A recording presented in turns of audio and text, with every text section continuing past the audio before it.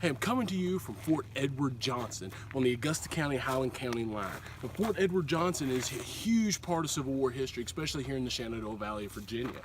Fort Johnson was built in 1862 by troops from the Army of the Northwest, which was a Confederate army that was disbanded earlier in the year.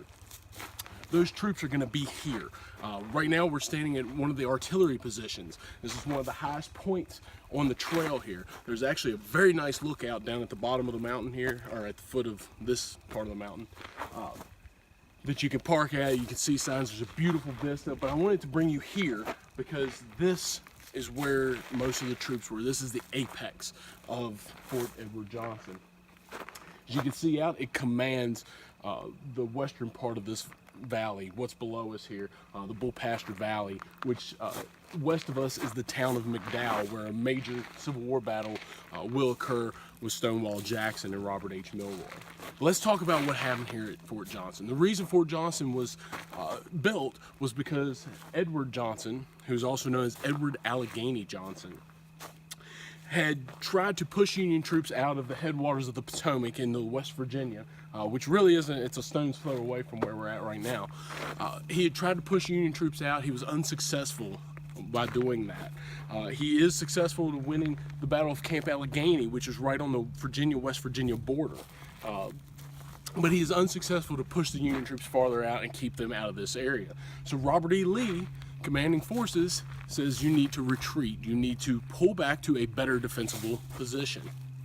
The reason Lee wants to do this is because he believes that the Federal Army is going to be able to outflank Johnson's army. Then they will swoop across the mountain and go into Stanton and capture Stanton. That could be very detrimental to the Confederate cause. As they lose Stanton, they lose the valley, and then Union troops are literally on the flank or even behind the Confederate armies protecting Richmond. So Johnston pulls back probably around pretty close to 40 miles, almost to Stanton. We're about 26 miles west of Stanton right now. He'll pull back, he comes to this position. He finds it, he says, man, this is a defensible position. This is a place where we can hold the Union Army back. He tells Lee, I think I found a defensible position. Lee tells him to make sure he sends engineers, surveyors, and make sure this is the spot. He does so, and in April of 1862, his 3,000 to 4,000 troops arrive here and they begin building Fort Edward Johnson here at the Mountaintop. It takes them about 14 days to construct this fort. And there are still breastworks here. It's amazing when you come up and you're able to walk around and see these breastworks that these men built over 150 years ago. They're still here and they're very well protected and very well maintained. Troops will be here in April, and about late April they will start to retreat as the Union Army is going to push up through here. Johnson's troops will retreat to Stanton. Now at Stanton is one of the most famous generals of the Civil War, Thomas Jonathan Stonewall Jackson. Jackson rendezvous with Johnson. They combine their forces, and on May 7th, Confederate troops will retake this fort, but they're not here long. They will push on and they will go to the town of McDowell. Jackson will then fight a battle against Robert H. Milroy, known as the Battle of McDowell, which is one of the battles in the Shenandoah Valley campaign of 1862. He will win that battle and chase Union forces all the way to Franklin, West Virginia. Troops will come back here, and this fort will be occupied until about 1865. Just before the war's end, it will be abandoned, and the Civil War will end in 1865. So this is a great place to come. It's kind of a little known place. It's very just off the beaten path. But if you're coming across the Shenandoah Mountains, heading into Highland County, you can't miss it. It's right off to your right-hand side coming from Stanton.